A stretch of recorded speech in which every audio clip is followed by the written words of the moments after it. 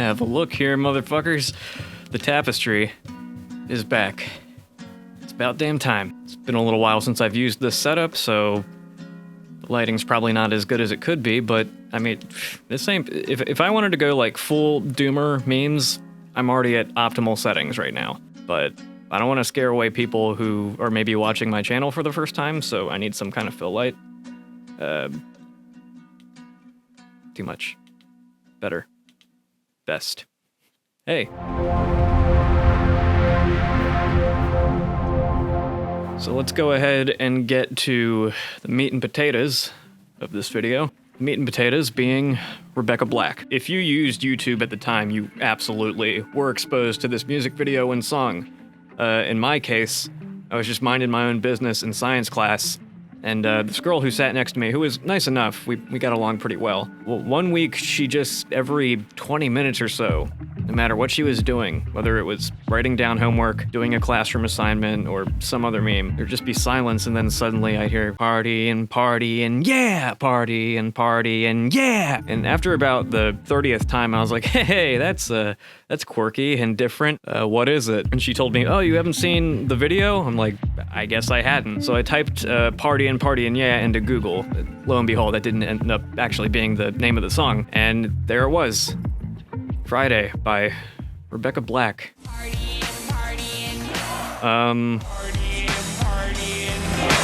This video is legendary. It's a staple of early 2010s pop culture. It is, for all intents and purposes, a crown jewel of internet cringe. And as a piece of internet cringe, it's really easy to make fun of. Her voice, the over-the-top production, children driving cars, just every inch of this thing is just fascinatingly weird and bad. And yet, talking about it now, I'm actually getting kinda nostalgic thinking about it. Like, it's ingrained in my memories of high school. In fact, at the end of the year, every year actually, there would be a music department, like, seeing off of seniors and stuff, like a big banquet.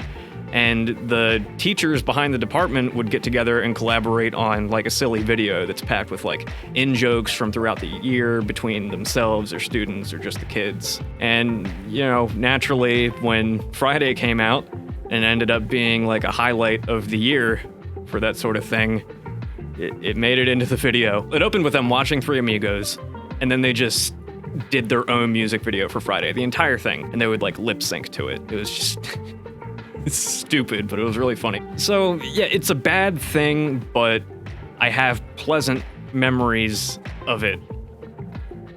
Yeah. But the reason I'm bringing this up is because an entire fucking month ago on Twitter, Rebecca Black posted an outline of what she had gone through emotionally since releasing that music video. And, you know, this isn't the first time she's tried to grapple with the reputation that she gave herself with that piece of music. She did a parody follow-up, whatever you want to call it, with the song called Saturday that admittedly wasn't that bad. There was actually like a pretty good dose of self-awareness in it, to the point where, yeah, even if the song's like not amazing, it's entertaining enough, and it's always fun to see people try to redeem themselves from becoming a living meme of any kind. Oh my god, I love this song. This is my jam. Yesterday was Friday. Today is Saturday. But aside from the obvious memeage, I think a lot of us took for granted that she became a target for like bullying and all sorts of internet vitriol that, you know, we all know how that goes. Oh, I'm hiding behind a wall of anonymity, and I'm going to just diarrhea all over this person because that's how we get out our prepubescent aggression that doesn't always go away when you go through puberty. So speaking of puberty, a word that you're gonna hear a lot throughout the remainder of this video is cringe. The dichotomy of cringeology is those who cringe and those who are cringed at. But one scientific fact that many a person seems to like to forget is that we play both roles at some point in our life. And that's never more clear as it is when you're a teenager. I was a teenager when Friday came out. And as a teenager, I looked at it and went, but also as a teenager, got up my own ass about it. There was a Bob Dylan cover of the song that went viral not too long after the main video came out. It spawned this meme where people would like go into the comment section and make up fake stories of nostalgia of when they first heard Friday by Bob Dylan, while some of us made real assessments of how much better, in fact, the original version of Friday was. Including me. I know it would sound kind of snobbish for me to acknowledge how good this song is just because it turns out Bob sang it, on account of me rolling my eyes hearing everyone singing Black's hip rendition endlessly at school. But you know what? I don't give a flying how it sounds. Bob Dylan could sing a song about walking and make it a frickin' masterpiece. As a person who's now in his mid-20s, I read this and truly wish I could go back in time so that I could give this version of myself an atomic wedgie and push him down the stairs. But I'm never gonna get that chance.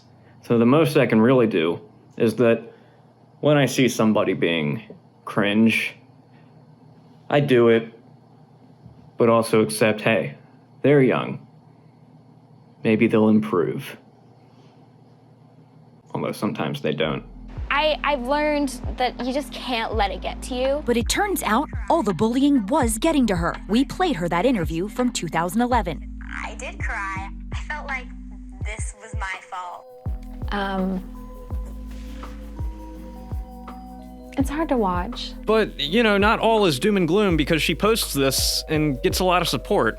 Most notably from the Melon himself, Anthony Fantano. I mean, it was like half joking, him calling her the Queen of Pop, but it's way better than just, you know, trying to disarm her with any residual memes regarding Friday and all the cringe that went into making it. But what really took me aback, what really snapped me back into the reality of existing in a world with people, like flesh and blood people, not just pixels on a screen or waveforms coming out of an earbud, was that she nerded out about getting a shout out from Fantano. Like, we seem to neglect that a lot of the people who are objects of our affection, or, you know, the opposite of our affection, they do stuff. They kick back and relax and watch things, and sometimes those things are internet things that we too watch things. Like, I really like Anthony Fantano. He's probably my favorite music critic, even if, admittedly, he's the only music critic I watch. It's not entirely true, but Todd in the Shadows is pretty good.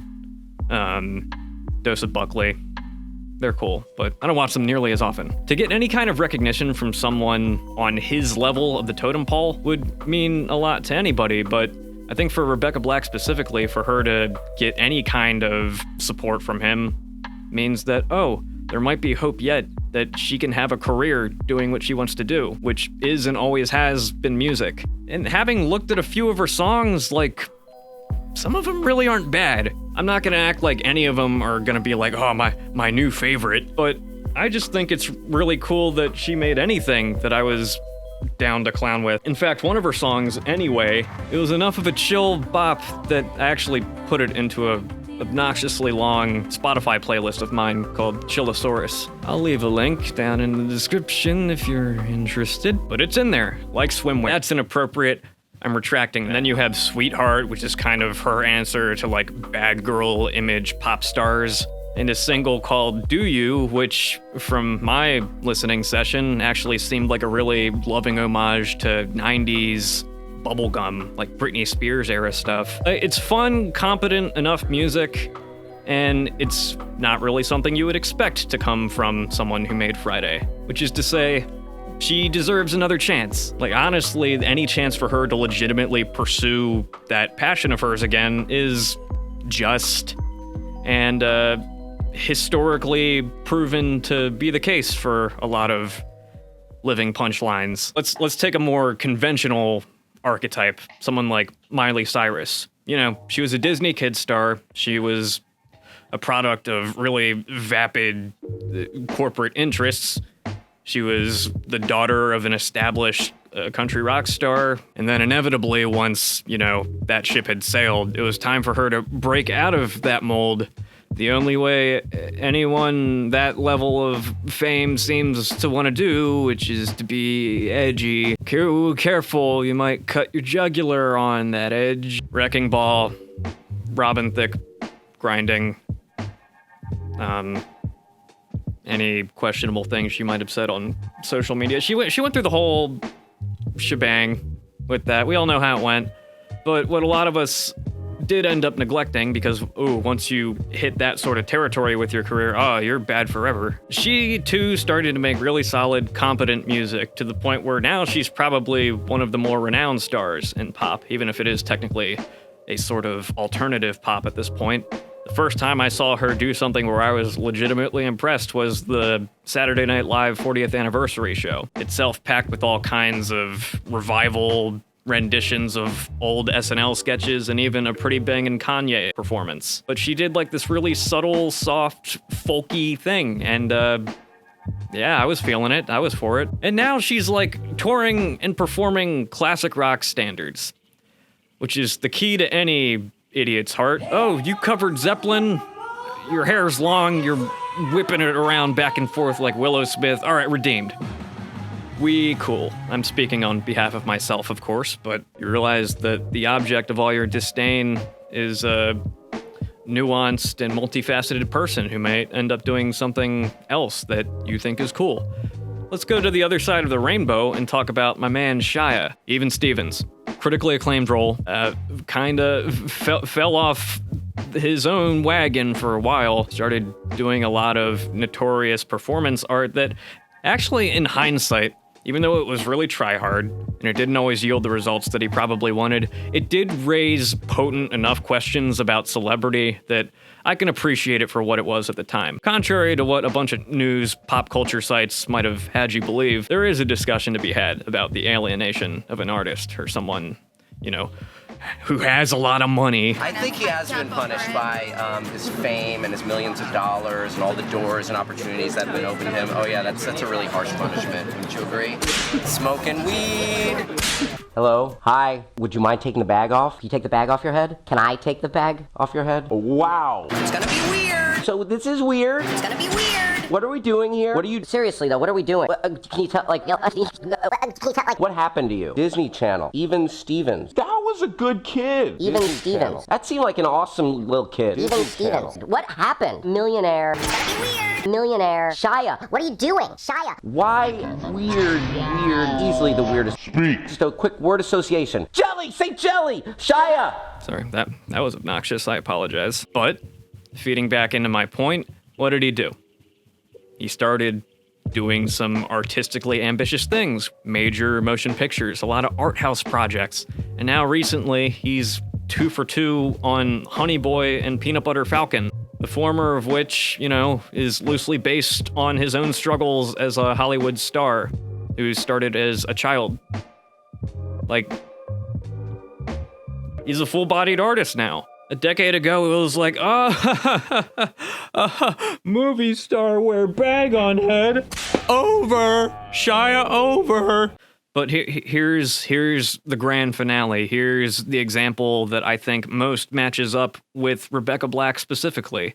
My boy, Rick motherfucking Astley. Rick Astley will make a comeback. Never gonna give you up, never gonna let you down. It's Rick Astley, run! Boy, this guy's not heralding Satan's imminent approach to Earth, huh? Now, my generation, and the generation immediately after mine, only know about this guy because of the meme. We know about the Rickrolling, we know about the lyrics, we know about the silly, cheesy music video attached to it. But through the power of how meme culture can work sometimes, not all the time, obviously, the guy has been able to live out a dream of his that he had initially tried with this one song, which was met with so much disdain that the generations before us saw us latching onto this song and started pulling their hair out. Never wanna make you sigh, never wanna break your heart. I wouldn't worry about that without a dick, buddy. A teacher of mine, another music teacher, I went to a graduation party and we started referencing, you know, Never Gonna Give You Up. And he was just like sitting there in the corner shaking his head and he's like, the song was bad. The point is that the song was bad. And we were just like, 4chan. No, we most certainly did not. Some of us might have, but I definitely didn't. I didn't earn that 4chan. Now, it does kind of bring into question, what is good in art, etc., etc. One man's trash is another man's treasure and all that. Here's my 2 cents on it. One of my favorite videos in the last, 5 years was seeing Rick Astley perform a hard rock rendition of his song with Foo Fighters. And just watching him in interviews and live performances, he exudes so much cool dad energy that I really admire and appreciate. Never at any point does he seem to take for granted that it was through the power of this meme, this clowning on him, that he was able to continue to do what he loved. And there's something to be said about that. And listen, that song's been really good to me, and if you can't have a bit of fun with a 30-year-old song, you're in trouble, aren't you? You know what I mean?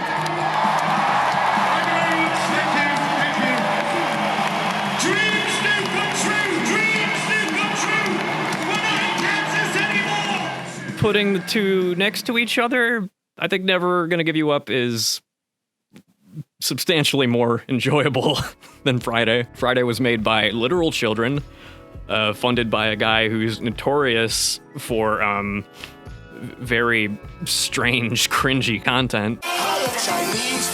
And is attached to a video that just, no matter what ends up being chic in the future, no one's ever gonna like this, unironically. Whereas, you know, Rick Astley and similar pop stars from the era are more or less intertwined with a lot of the bubblegum that's happening right now. It's just completely full circle. It's very common to find an audience that is not only into your work, but very passionate and affectionate for your work. And I don't think that's ever gonna happen to Friday. However, I feel like the laws of internet memetry basically dictate to anyone who has any moral fiber whatsoever that Rebecca Black, having gone through a decade of bullying and unnecessary vitriol, she deserves a second chance. You are not defined by any one choice or thing.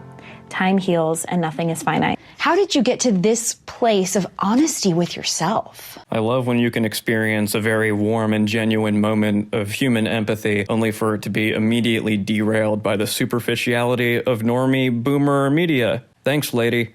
So, Miss Black, if for whatever cosmic reason you decide to watch any of this, I wish you luck on your future endeavors.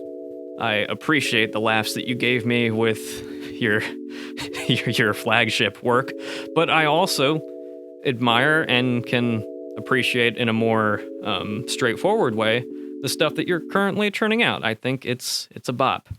I mean, on a platform where you can be quite randomly bullying some artist out in a cafe somewhere and get a following doing that, and then eventually grow out of that and become the face of R&B for your generation. Like, if that can happen, I don't think it's asking too much for Rebecca Black to maybe put out a couple singles and get recognition for it without being a meme, is all.